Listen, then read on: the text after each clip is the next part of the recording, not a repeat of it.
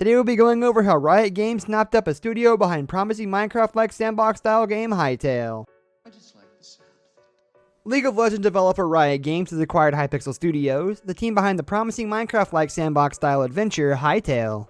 Prior to Hytale, which began development in 2015, Hypixel was responsible for the hugely popular Minecraft minigame server of the same name, which has been visited by more than 18 million visitors since its inception in 2013. Hytale's developers attempt to combine its popular minigames with its own Minecraft-style sandbox experience built from the ground up. On a fundamental level, it's all very reminiscent of Minecraft. Hytale unfolds in a procedurally generated world, formed with different biomes. There's block-based construction and even a similar art style. But Hypixel is aiming to deliver its own spin on the often imitated Minecraft experience. Alongside minigames, there's a particular focus on offering a more structured RPG-like experience, with meatier combat and handcrafted adventure scenarios, incorporating the likes of dungeons and boss encounters that can be played with friends.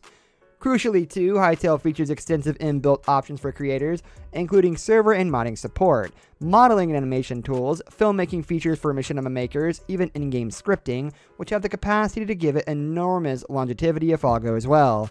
Riot Games has already invested heavily in Hypixel in the development of Hytale as part of a relationship formed not too longer after the game's inception. As such, today's acquisition was, which Hypixel described as a huge step forward in our journey from modders to professional game developers, in its announcement blog post. It isn't too much of a surprise.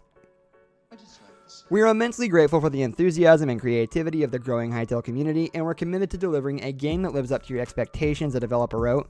That means we're doing everything we can to level up as a studio, from bringing in new talent to improving our processes to seeking out partners who understand our mission. According to Hypixel, the studio will remain independent following Riot Games' acquisition, and will continue to operate in the same way as we have before. Riot as a parent company will provide its expertise and resources, which, says Hypixel, means a bigger budget for Hytale, more security for our team, and advisory support from a company that knows how to launch and operate successful long-running games. Development will shift to the team's first physical office in Londonderry, Northern Ireland, and Hypixel notes that the Hypixel Minecraft minigame server is not affected by or included in the acquisition. Hytale is expected to release for PC and Mac sometime next year. Part of the job was attending conferences such as Minecraft Expo, which was part of Insomnia Gaming Festival. It was here that he met the Hypixel team. They're like, yeah, we've got 20,000 users, Donahue says. I say, oh wow, you've got 20,000 users so far? They're like, no, we've got 20,000 users online right now. I'm like, what? He laughs. It's not every day you come across some people who have something that's really special, who maybe don't actually understand it at that point. Already part of the way into the interview process for a job at Riot Games, Donahue asked whether he could help out on Hypixel in the interim. And during those 9 months, I just fell completely in love with the team. I fell in love with the project, I fell in love with the community, the work, which saw the team spinning up fresh minigames in sometimes as little as a week. Skywars, one of its most popular, took 6 days to make and almost immediately drew in millions of players. Was fast-paced and creatively fulfilling, and the server was making good money from its microtransactions too. The income was more than enough to sustain the server and a team of around 40 people. And then the EULA happened. Mojang, in a bid to reduce the amount of bad actors using the Minecraft platform for nefarious means, including paying DDoS attacks, of which the Mirai botnet was perhaps the most notorious example, introduced new commercial rules for Minecraft servers. These put paid to not many of Hypixel's monetization strategies.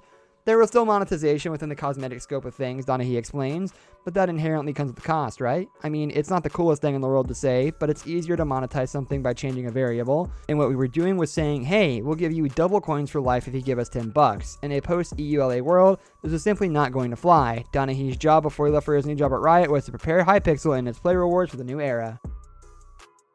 This brings us into our video. I hope you enjoyed it. Hit like if you did, and don't forget to subscribe to our channel so you don't miss out on any of our videos in the future. I'll catch you next time. Goodbye.